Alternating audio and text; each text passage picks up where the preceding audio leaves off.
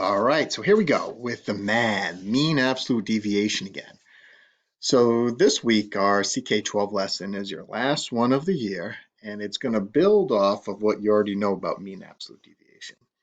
And it's going to focus on how and when to use the MAD, the mean absolute deviation.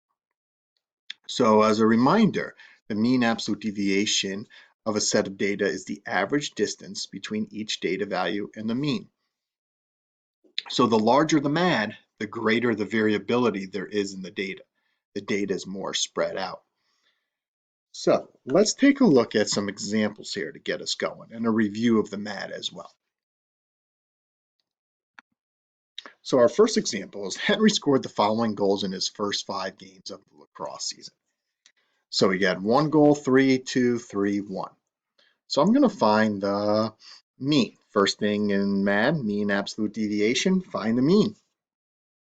So I'm going to add those up.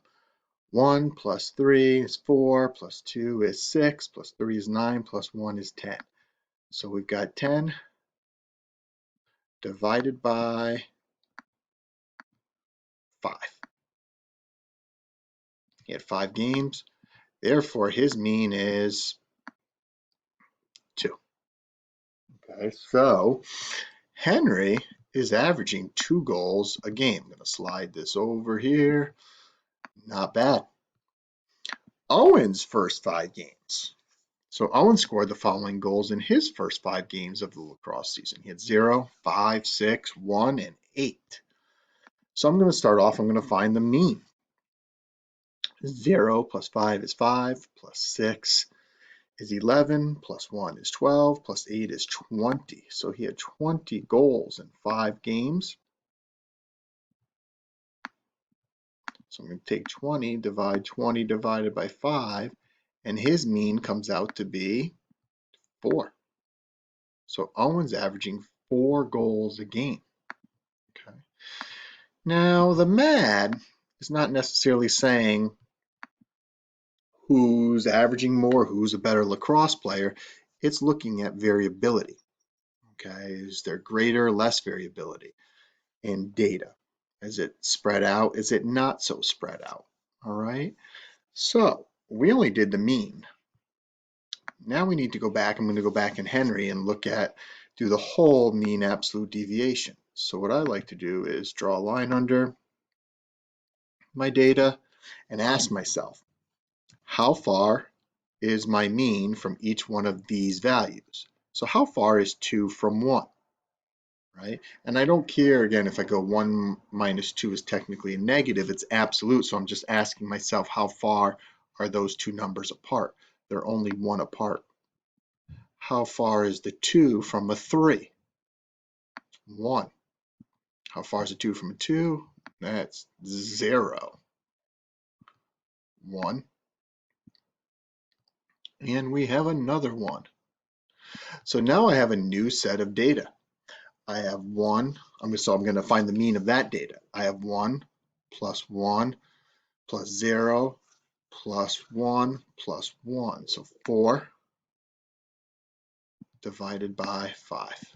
So really 4/5. If you even want to see that on a calculator, you would just do 4 divided by 5. And again, like 4/5, it would be 0.80 or 0.8. So Henry has a really low MAD, right? Again, what does that mean?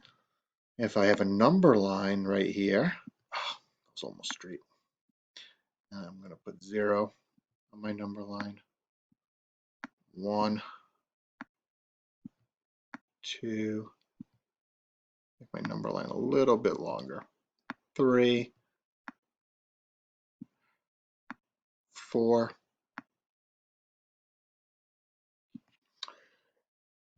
Henry's mean, if you remember, was 2 right here. He's averaging 2 goals a game.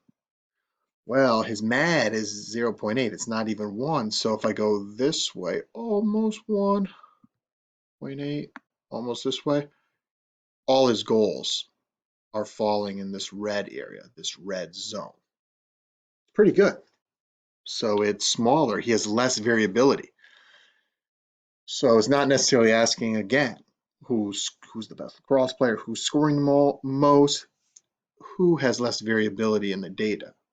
So Henry's pretty consistent, okay, as far as his scoring goes. Now Owen's averaging definitely more points, but let's find out what Owen's MAD is. So draw a line under here, and again, I'm asking myself, how far is each one of these numbers away from the mean? So how far away is 4 from 0? And that's pretty easy, 4. How far is 4 from 5? 1. How far is 4 from 6? 2. How far is 4 from 1? 3. How far is 4 from 8? 4. So my new set of numbers down here, I'm going to add them up. 4 plus 1 is 5, plus 2 is 7, plus 3 is 10, plus 4 is 14. So 14 divided by the 5 games, I should come out to be about 2 point. Well, let's find out.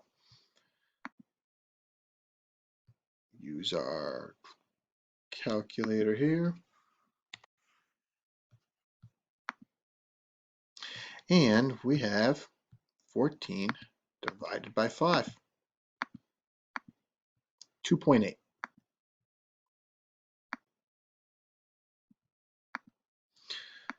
So Owen's MAD is 2.8. So almost 3. So if I were to draw a number line down here again, I'll put 0 here.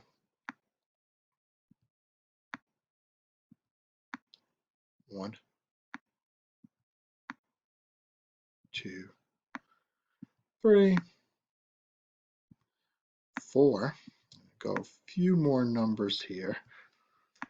5, 6, 7. I'll go one more, 8. So Owen's averaging 4 goals a game. So he's averaging more goals than Henry. But if I look at his variability, it's saying 2.8. So it's about 3.